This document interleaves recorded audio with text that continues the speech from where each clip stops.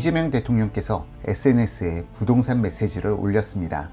다주택과 임대사업자를 압박하면 전월세 부족으로 서민주거 불안이 심화된다는 주장을 기적의 논리라 일축합니다. 그 근거로 다주택자나 임대사업자가 집을 팔면 전월세 공급도 줄겠지만 그만큼 무주택자, 즉 전월세 수요도 줄어듭니다 라고 대통령의 판단 근거를 밝힙니다. 그리고 이렇게 결론을 내립니다. 공급만큼 수요도 동시에 줄어드는데 전월세 공급 축소만 부각하는 건 이상합니다. 오히려 주택 매매 시장에 매물이 증가함으로써 집값이 안정되고 그에 따라 전월세가 안정된다는 것이 훨씬 논리적입니다. 대통령의 발언, 겉으로 보면 맞는 말처럼 들립니다. 공급이 줄면 수요도 줄어든다. 그래서 전월세는 불안해지지 않는다. 그런데 현실의 주택시장은 이런 단순한 수요 공급 모델처럼 움직이지 않습니다.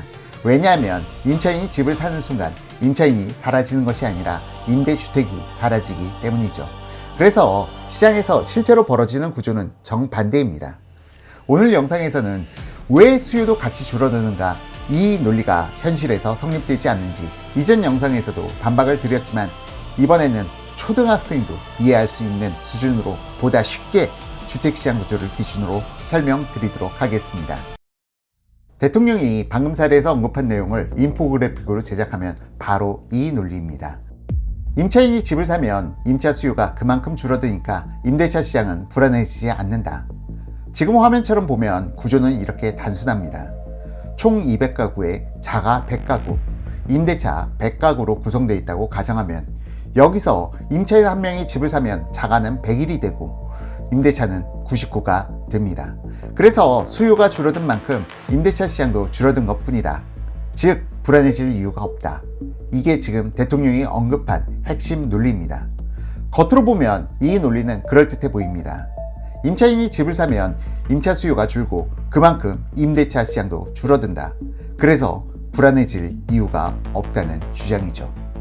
하지만 이 설명에는 하나의 전제가 깔려 있습니다. 주택시장이 정태적이고 닫혀있는 구조라는 가정입니다. 즉, 기존 임차인이 집을 사면 그 자리에 임대 수요가 그대로 사라진다는 전제입니다. 그러나 실제 주택시장은 이렇게 고정된 구조가 아니죠. 문제는 수요가 사라지는 방식이 현실과 전혀 다르다는 데 있습니다. 이제 이 논리의 전제가 왜 틀렸는지 보겠습니다. 첫째, 사람은 평생 임차인으로 머물지 않습니다. 주거는 생애 주기에 따라 이동합니다. 젊었을 때는 임차, 중년 이후에는 매수로 이동합니다. 둘째, 임대차 시장은 고정된 풀이 아니라 순환 구조입니다. 누군가 임차에서 매수로 이동하면 그 자리에는 새로운 임차 수요가 유입됩니다. 셋째, 지금의 임차인이 집을 산다고 해서 임대 수요가 사라지는 것이 아닙니다. 문제는 그 다음 세대입니다. 넷째, 앞으로 주거를 시작할 젊은 세대는 들어갈 임대주택 자체가 줄어듭니다. 즉, 현재 임차 수요는 매수로 빠지지만 미래 임차 수요는 진입할 공간이 사라집니다. 다섯째, 대한민국 가구 수는 아직 증가세입니다. 통계청 인구 추계 발표에 따르면 대한민국 가구 수는 2041년까지 지속적으로 늘어납니다. 수요 기반이 계속 커지는 시장에서 임대 공급을 줄이면 결과는 명확합니다. 자, 이제 현실 시장 구조에서 무슨 일이 벌어지는지 보겠습니다. 지금 임차인이 집을 삽니다. 그래서 임차 수요가 줄었다고 말합니다. 하지만 시장은 여기서 끝나지 않습니다. 임차 시장은 계속 새로운 진입자가 들어오는 구조입니다. 사회초년생, 신혼부부, 새로 가구를 형성하는 세대가 지속적으로 유입됩니다. 문제는 공급이죠. 기존 임차인이 빠져나간 자리보다 임대주택 자체가 훨씬 더 빠르게 줄어듭니다. 대통령께서 매우 극단적인 예시를 들으셨으니 앞으로 역시 조금은 그 예시를 과감하게 적용해서 여러분들께 설명드리겠습니다. 가정은 동일합니다. 200가구의 주택에 100가구는 자가보유, 나머지 100가구는 임차인으로 거주하는 시장에서 대통령이 압박하여 다주택자 90명이 매각하였습니다. 그래서 자가주거 시장의 비율은 100대 100에서 190대 10으로 바뀌죠. 여기까지는 대통령의 주장과 다를 바 없습니다. 임차인이 집을 샀으니 수요도 함께 감소하였다.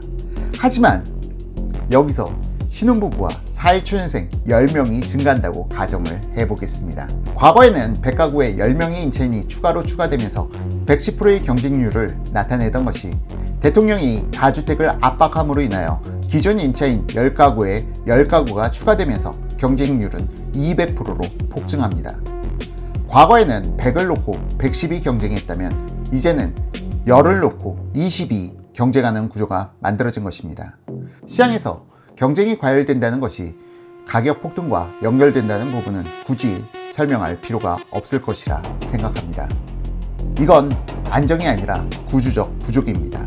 그래서 지금같이 공급이 부족한 시기에 다주택 임대사업자에게 매각하라고 압박하는 것은 지금 당장 주택을 매수할 여력이 없는 사회초년생 그리고 신혼부부 또한 자산 여력이 부족한 사람에게는 오히려 거주하던 집을 빼앗고 나가라는 선포나 다름없습니다.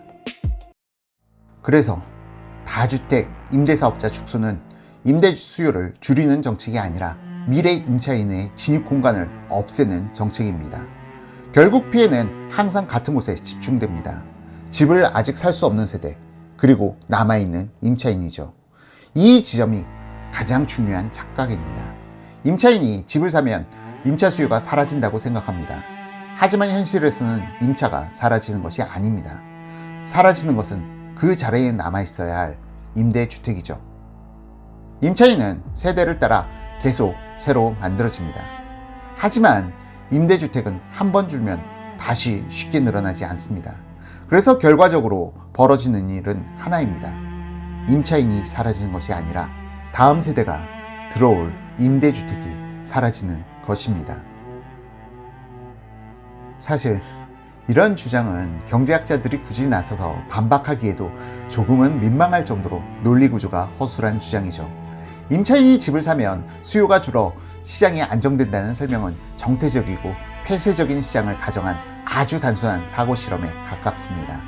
현실의 주택시장은 세대가 순환하고 가구가 늘고 미래 수요가 유입되는 동태적 시장입니다.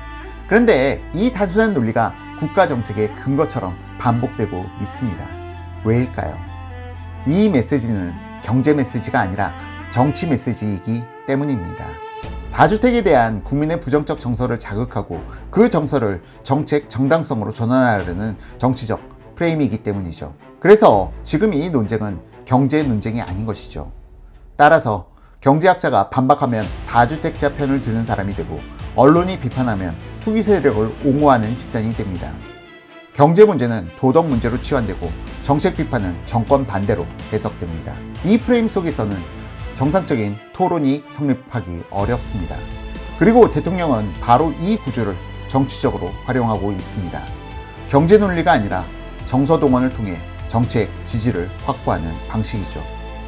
그래서 지금의 상황은 정상적인 정책 논쟁의 상태가 아니라 정치 프레임이 경제 논리를 압도한 비정상적 상황에 가깝습니다.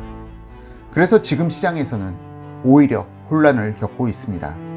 당신을 지지했던 임차인들은 지금 당신이 설계한 정치 구조 속의 임대차 시장을 보는 것이 아니라 표면적으로 발언한 당신의 입을 보고 있습니다.